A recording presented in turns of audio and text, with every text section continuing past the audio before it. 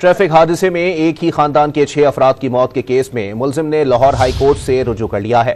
मजीद जानते हैं ton news के नुमाइंदे राना बिलाल से। जी बिलाल, अपडेट कीजिएगा, क्या पेश रफ्त सामने आई है? जी, कमसिन ड्राइवर की गाड़ी की टक्कर से एक ही खानदान के 6 अफराद की हलाकत के मुकदमे में जो गिरफ्तार मुलजिम है उसने कानूनी तहफ़्फ़ुज़ के लिए अपने वकील के जरिए लाहौर हाई कोर्ट में एक दरखास्त दायर की है।